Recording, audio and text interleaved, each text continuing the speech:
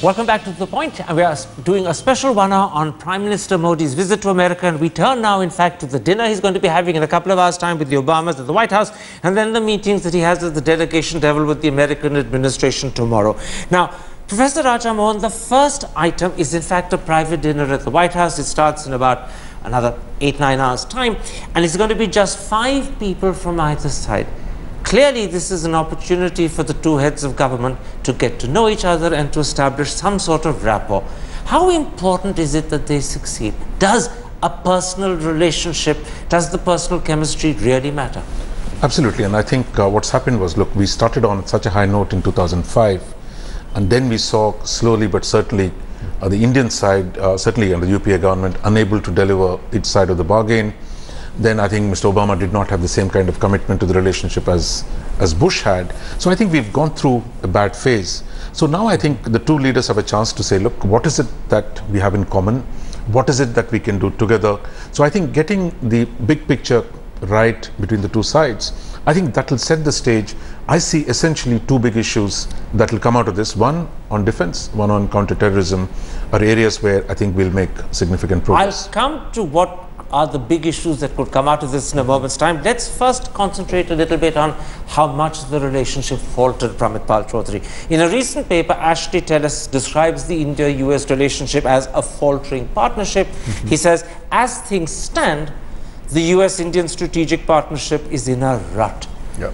A, do you agree? And B, how much of a rut is a rut in this case? It's definitely in a rut and has been for quite a while. I would say that Obama came in with a strong interest in India. That's one of the reasons why his first state banquet was held for Manmohan Singh, and he expected to do quite a bit with India. But there were 2 problems with this. One, he was much more transactional than Bush was. Bush, even if India failed to deliver on certain things, Bush didn't mind. He said, that's okay, I'm looking at a 20, 30-year horizon here. In Obama's case, he would be, especially the failure of the nuclear liability law, which he saw as a major setback to the relationship. India effectively had failed to deliver. And then subsequently, of course, the fact that Manmohan Singh became completely paralyzed at home and on a whole host of other fronts. Eventually, Obama said, I don't have any problems with you, but as a country, we don't really have anything going with you. The second part of the rut, though, is that I think a much more basic one, which is which Ashley Tellis refers to when he says the geopolitical foundations of the relationship begin to fall apart. Obama begins to try to a policy of accommodation with China, which India is very unhappy about, because that was one of the pillars of the Bush policy. And second was in Afghanistan and Pakistan, we completely went in completely different walk. I mean, Afghanistan, India, and the US were at loggerheads on almost everything under Obama, from the withdrawal to the question of the recent presidential elections. Ed Luz, as we are speaking to you, in fact, we're getting footage of Prime Minister Modi and the Clintons. The Clintons have just walked in and met the Prime Minister, and in fact, it's just gone off our screen as well at that point. But in fact, there was a shot of the 3 of them sitting down together. In your eyes, when Clinton was president, and then thereafter George Bush, that was considered the high point of Indo-US relations. Things began to slide fairly substantially during the last 5 years of UPA with Manmohan Singh as Prime Minister and Obama as President. Today, how does the American government, not just Obama himself, but the administration around him, view India and view Modi? Look, the American government is besieged by one crisis after the other. It's always been India's problem that India's been merely important, not urgent. And the Obama administration is just plagued by response to urgent situations, ISIL being only the most recent, Ukraine, Ebola, and its bandwidth has been very limited. I was on the Obama trip to India in 2010 when he issued that a promise for India's permanent membership of the UN Security Council. We shouldn't forget that in terms of Obama's chemistry with other leaders, which is very limited. He's the opposite of Clinton. He's not a people person at all. But in terms of the very few leaders with whom he did have chemistry, one of the top 2 or 3 was Manmohan Singh, who you recall he even described as his guru. Now that didn't really translate into very much in practice. I think, funnily enough, Manmohan and Obama have a lot of similarities as chief executives. Both are very professorial. Both are not really executive in how they behave. And Modi's a very, very different creature. I don't think we're going to get back to the sort of very heady, rather extravagant claims that were made for the US-India natural alliance we saw during the Bush years. And I don't think we're going to get back to the kind of, touchy-feely diplomacy you might have been accustomed to from Bill Clinton. But there is a sort of more sort of determined realism today about Obama and about how he sees India and what India needs to make this relationship under Modi, to put it back, to reset it, if you like, and put it back on track. And so I'd be quietly confident that Obama might have matured a little bit as a leader. Sujit Bhalla, we're talking about putting a relationship back on track. We're talking about building it back to where it used to be, even if many people believe it can't quite go back to those high points. There is a view in India, and I want to ask you if you agree with it, that it's really when India's growth rates go back beyond 6 to 7 and 8% levels that America's interest, both political and otherwise, in India will really begin to flower yet again. So is the secret to improving the strategic relationship actually India's handling of its economy? I think yes, and I think if you want to look back as to what destroyed the relationship, while the political considerations are important and personalities are important, I think it was the economy. The economy tanked, inflation was very high, the rupee tanked, and therefore the relationship tanked. So I think the correlation is rather high, and there are very many reasons behind the correlation that once the economy improves, that India would be looked at very differently. And mind you, as was mentioned a little bit earlier, there are not too many places in the world which can hope to show accelerating growth.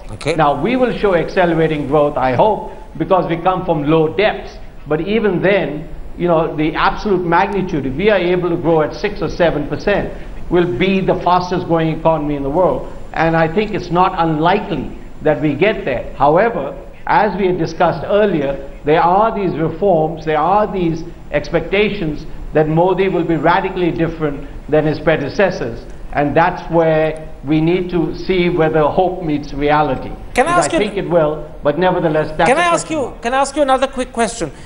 To what extent did the Modi government make a mistake in reneging on the UPA's commitment to sign the WTA trade facilitation agreement? Or to what extent do you think they were right to hold out, not just for a 4-year peace clause, but the possibility of a more permanent one, which now the press has begun to speculate about? And has that upset the relationship with America? I think that's upset the relationship not only with America, but with a lot of other people, including myself. I think the whole WTO episode was completely uncalled for, was quite unexpected, and was without any rationale. So I think that was a huge mistake. Hopefully that's out of the way, and our first major mistake has happened, and wasn't that important, but nevertheless it sent a very bad signal to everybody in the world. I hope that's the last we see of bad signals. Krish Srinivasan, from the American standpoint, a major concern is India's nuclear liability law, which they simply do not like. They're pushing very hard for a change. But does Mr. Modi, despite the fact he has a majority in the Lok Sabha, but clearly doesn't have a majority in the Rajya Sabha, actually take steps to amend that law? Or does America have to accept that this is one of those things that is immutable? I'm afraid I can't see him doing this. And I don't think that he could take the domestic heat if he tries to achieve this. So I think it would be better just to leave this aside for the time being. Coming back to the meeting with Obama, I'd just like to say that originally it was advertised as a getting to know you meeting. And I think the great advantage for Mr. Modi was that there were no great expectations from it. And I think that that probably is the right way to look at it. It is possible that there will be some areas of convergence of opinion. There are other areas which will not, I think, show any great accord. let's not forget the 3 cabinet ministers of the United States were in India recently. They all met Mr. Modi. I don't think anything very significant came of those meetings.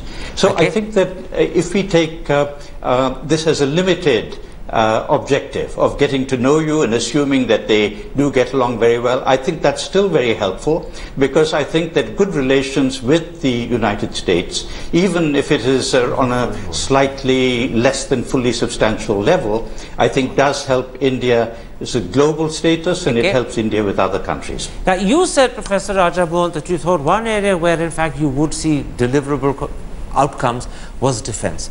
Clearly, the 10-year defense framework agreement needs to be renewed. It needs to be renewed next year.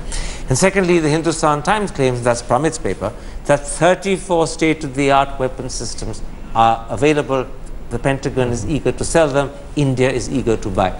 Do you therefore think that at a government-to-government level, even if American private sector industry has its doubts about just 49% FDI in defense, but at a government-to-government level, you could see some important defense deals? I think it is the question of the general understanding, and I think what we saw happen under Mr. Antony's tenure, it was actually Pranab Mukherjee who signed the Defence Cooperation Agreement in 2005. And once Mr. Antony took charge of Defence Ministry, and he was probably the longest serving Defence Minister for India, and I think the whole purpose, the objectives that were laid down were undermined fundamentally in practice. Because by Antony? Yes. I mean, under Antony's leadership, the UPA lost all appetite for a substantive engagement. Modi will go back to reviving that. Yeah, and I think he'll go back to the original premises, which were signed by Manmohan Singh and Pranab Mukherjee were fully with it. And I think some of even the limited reforms that we've seen in increasing the FDI, and I think more importantly, that both in Japan and with Australia, Modi has been far more geopolitical. Yeah, but stick to America for now. Yeah, do you believe that defense is going to be one area where we will see concrete results? Absolutely. And I think the briefing that was done by the White House on this visit, 2 subjects they laid out, the most possible breakthroughs are in the defense and in the counterterrorism area. One area where, in fact, India is a little perturbed by the Obama administration is its Afghan policy. By January of this year, American troop levels in Afghanistan could be under 10,000. By 2017, conceivably, they could actually be at 0. And we're deeply concerned about, A, the destabilization that could follow in Afghanistan itself, and secondly, and perhaps even more importantly, the terror blowback to India. Now, is there anything President Obama can say that would be of comfort to Mr. Modi, given that, in fact, the problem arises from Mr. Obama's policies to begin with? I think India has accepted that the US troop withdrawal, or at least its reduction to a very small, much lower level, is going to happen. That I think the Indian system had absorbed. What I think the Indian system had a much bigger problem was that the American solution to this was Taliban reconciliation, to give the Taliban, and therefore, in their view, Pakistan, and a form of Sunni militancy that they didn't particularly admire, a stake in power in Kabul. And that was the real issue that India had problems with the United States. Now, yes, Obama, if he comes in and says we're not going to do that anymore, we are going to commit to, if you wish, a Najibullah solution in which we provide X billion dollars for at least 4 or 5 more years to an independent Kabul government, then the Indian government will be more than happy. I don't see that happening. How likely is it that Obama will say that? Very unlikely, because at present there's very few people in the White House, as far as I know. So the unhappiness of the Indian government is likely to continue? Absolutely. So in fact, there's nothing that President Obama can say that will be of comfort on this subject to Prime Minister Modi? Well, he can at least maintain some low-level troop commitment and basically take on our arguments on board. But yes, I don't think at present there's any real common convergence on that. Very quickly, Ed Luce, this may well be the last question on this program because we're running out of time. How much pressure will Mr. Modi face when he meets President Obama for playing some sort of role in the world collection of international countries fighting ISIL? I'm sure the American president realizes that Indian troops on the ground are impossible, Indian involvement in military strikes is impossible, perhaps moral support is all he can get, but how much pressure will there be for just that? I think there'll be quite a bit of pressure to at least sign up for moral support, but I don't think Obama's going to press it too hard. As I said earlier, this is a very nitty-gritty agenda they have on energy, on investment, on intellectual property protection, and the White House is geared towards that kind of conversation. So I suspect it wouldn't go much beyond a strong request for moral support for Modi to publicly, rhetorically back the war on ISIS. One last question, and really out of curiosity, Prime Minister Modi is on a fast at the moment. It's the Navratra period, and he's not eating anything. He's just literally having water, lime juice, and honey. Will the Obamas find that off-putting as they tuck into whatever they're eating to have their guests sitting beside them just sipping water? No, I don't think so. Obama's got a very small appetite himself, so I doubt it. They'll probably be quite amused by the lime juice diet, and I imagine he'll sort of weave it into a conversation about health, yoga, the First Lady's health program. She's very big on getting everybody to eat vegetables, so I'm sure they can exchange some small talk on that. All right, my thanks to all my guests for joining me. This has been quite a fascinating show. We've shed a lot of light on a lot of different issues, and clearly Prime Minister Modi has had a very successful time in New York, but there must be question marks about how much success he can have in Washington. He may well hit it off personally with President Obama, but how many deliverables, as they say, will he have to carry home? That, of course, we'll find out in a couple of days' time, but we've aired several questions and left you with a lot of food to think about. My thanks to all my guests for joining me, and if you have been, thanks for watching. Goodbye, good night.